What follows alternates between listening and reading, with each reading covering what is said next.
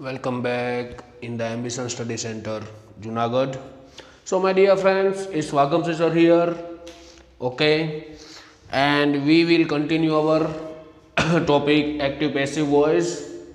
So, in the last lecture, we have discussed about perfect participle, infinitive as well as imperative sentence. એટલે કે આપણે ગયા લેક્ચરમાં પૂર્ણ કૃદંત ઓકે ત્યારબાદ ઇન્ફિનિટિવ અને આજ્ઞાર્થ વાક્યો વિશે પરિચય મેળવ્યો. હવે આજના આ લેક્ચરમાં આપણે પરિચય મેળવવા જઈ રહ્યા છીએ એ જ સેન્ટેન્સનો પણ થોડુંક પ્રેક્ટિકલ એક્ઝામ્પલ દ્વારા કે જેથી કરીને તમને વધારે પડતું સમજાય. ઓકે, તો હું આશા રાખું છું કે આપ અહીંયા વ્યવસ્થિત નિહાળશો અને એક એક વસ્તુ સમજવાની કોશિશ કરશો. Okay, first one, having finished my work I went to bed. હવે ગયા જ લેક્ચરમાં આપણે અભ્યાસ કર્યો હેવિંગ પ્લસ V3. અહીંયા તમે જોઈ શકો છો શું છે આ હેવિંગ પ્લસ V3 એટલે કે હેવિંગ ફિનિશ્ડ. તો હેવિંગ જે છે તે શું આવે છે તો કે તે છે પૂર્ણ કૃદંત પરફેક્ટ પાર્ટિસિપલ. તો જ્યારે પરફેક્ટ પાર્ટિસિપલ હોય તો હેવિંગ પ્લસ V3 જે છે તેને આપણે શું કરીશું તો કે having plus been plus V3. Okay, so પહેલું કામ તો આપણે એ જ કરવાનું છે જે એક્ટિવ પેસિવમાં અત્યાર સુધી કરતા આવ્યા છીએ તે શું છે તો કે ઓબ્જેક્ટ શોધવાનો. તો ઓબ્જેક્ટ અહીં શું છે તો કે માય વર્ક. ઓકે, એટલે હું અહીં ઓબ્જેક્ટ શોધીશ અને લખીશ કે માય વર્ક.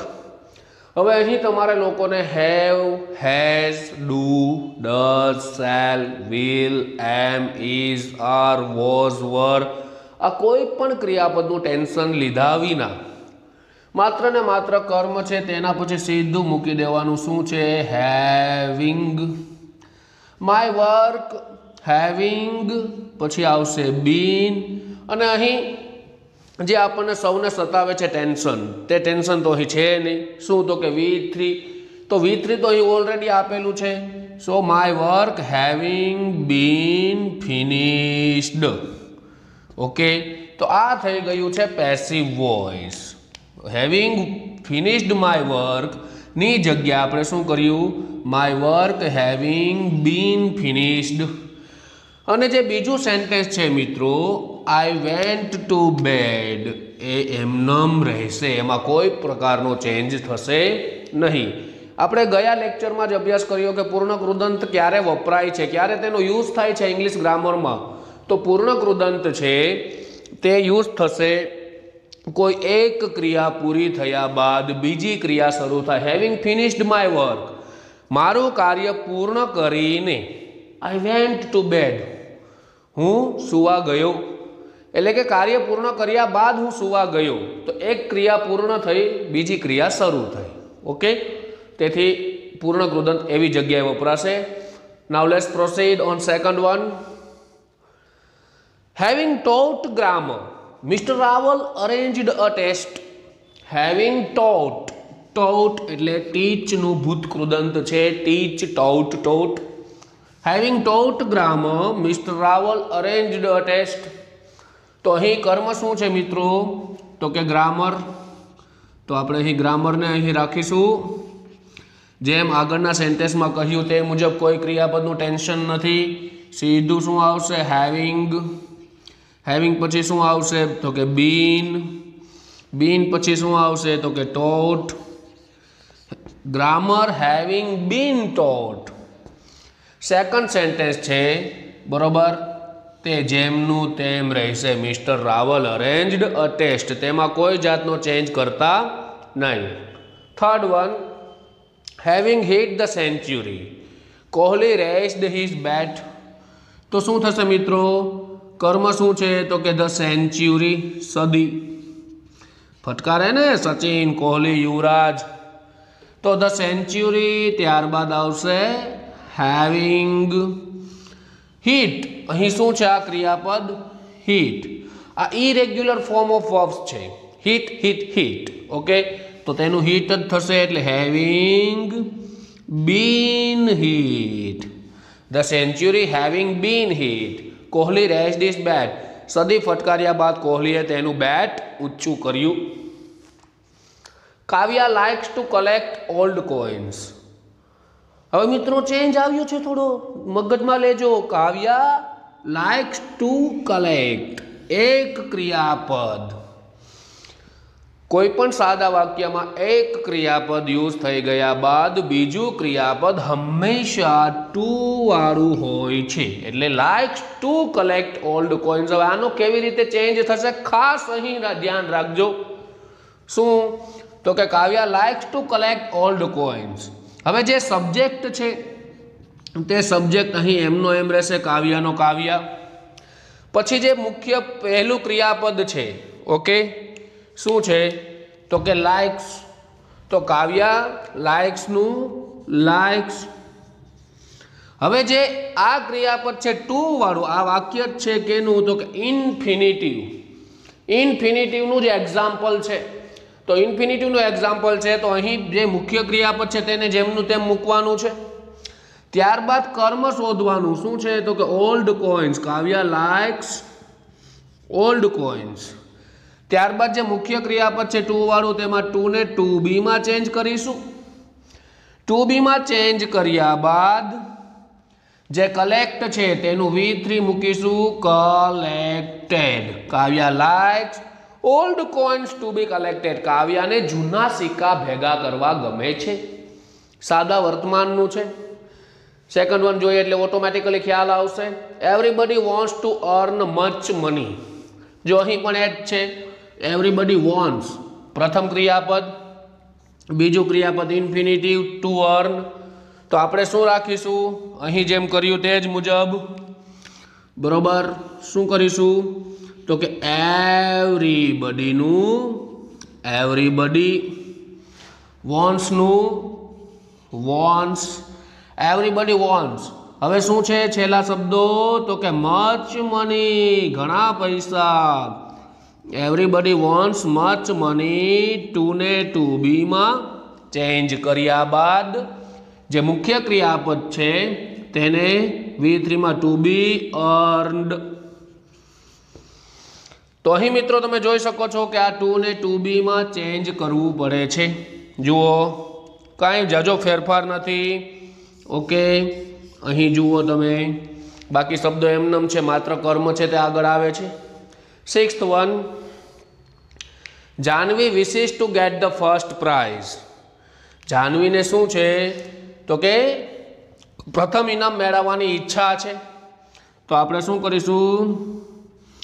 જાહ્નવીનું, જાહ્નવી, વિશિસનું વિશિસ.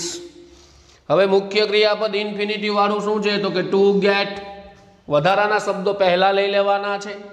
તો શું છે? તો કે the first price. Jahnavi wishes the first price. અને ટુ વાળું છે એને ટુ બીમાં ટુ બી ગેટ ગોટ ગોટ. ઓકે, તો આ રીતે મિત્રો ઇન્ફિનિટિવ વાળા અને પરફેક્ટ પાર્ટિસિપલના સેન્ટેન્સ ચેન્જ થશે. ઓકે, હવે જરા આપણે આગળ વધીશું ઇમ્પેરેટિવ સેન્ટેન્સ તરફ. ઓકે, તો ઇમ્પેરેટિવ સેન્ટેન્સના પણ થોડા ઘણા ઉદાહરણ જોઈશું.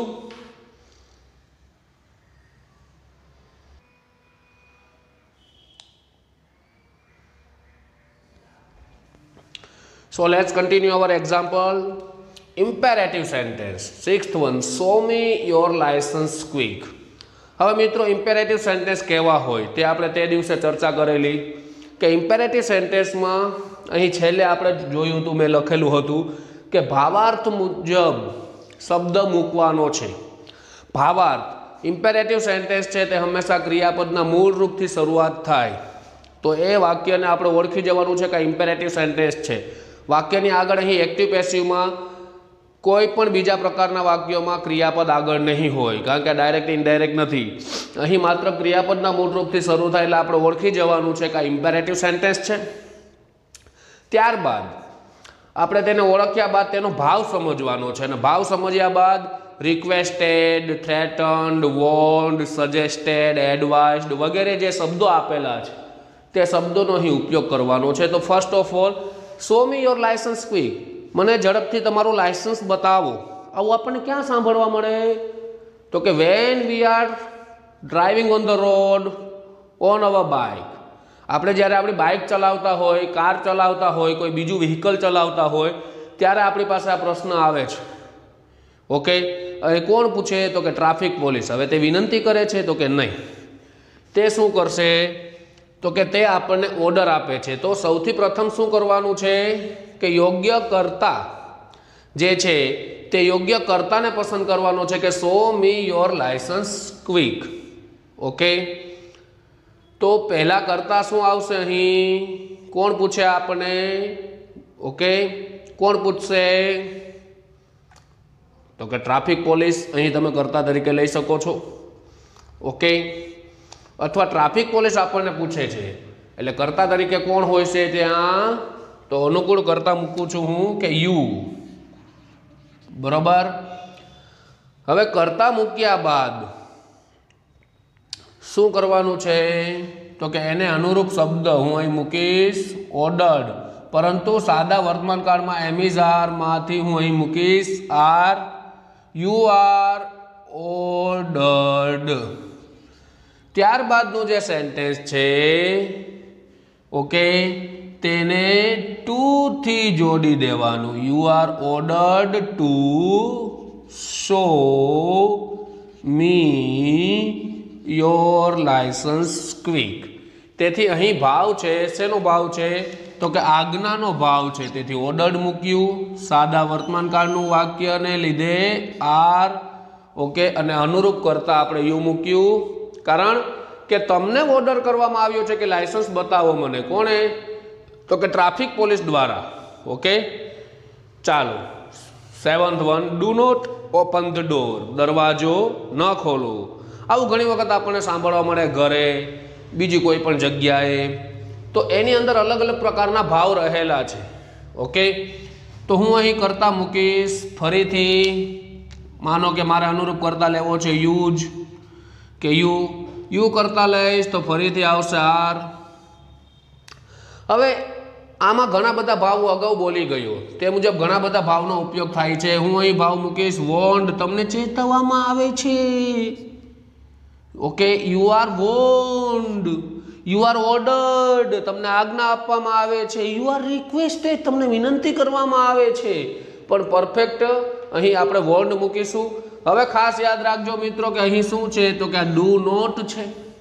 તો ડુ નોટ છે તેથી નેગેટિવ ઇમ્પેરેટિવ છે. તો નેગેટિવ ઇમ્પેરેટિવ હોય તો ડુ નોટને આપણે ચેન્જ કરવાનું રહેશે નોટ ટુ, અને પછી જે ડુ નોટ છે તે નીકળી જશે અને ક્રિયાપદથી વાક્ય જોડાઈ જશે. Not to open the door. You are warned not to. બરોબર, અહીં ડુ નોટ હતું તેથી આપણે નોટ ટુ મૂક્યું છે. ખાસ યાદ રાખજો. અને ડુ નોટ નીકળી જશે સેન્ટેન્સમાંથી.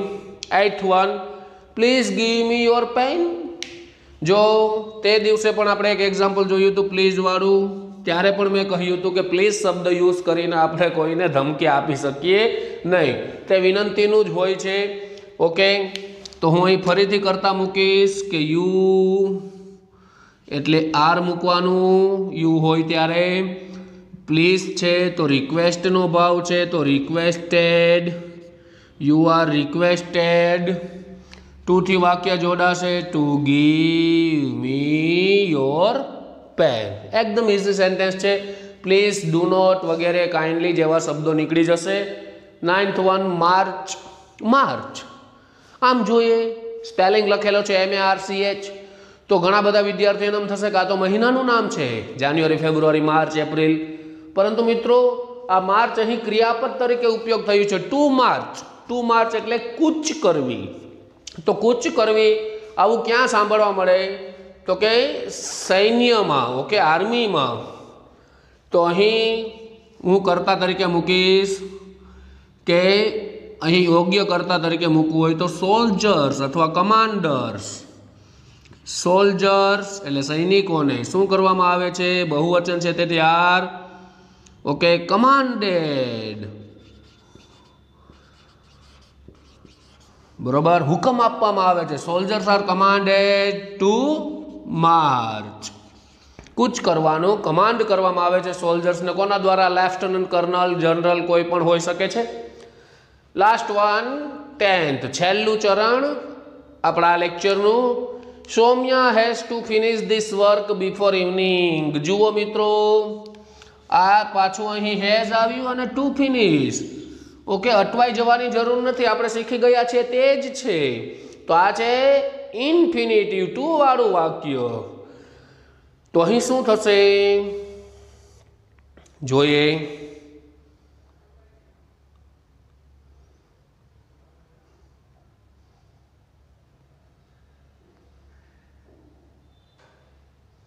શું થશે મિત્રો? આવું જ એક એક્ઝામ્પલ આપણે તે દિવસે જોયેલું હતું.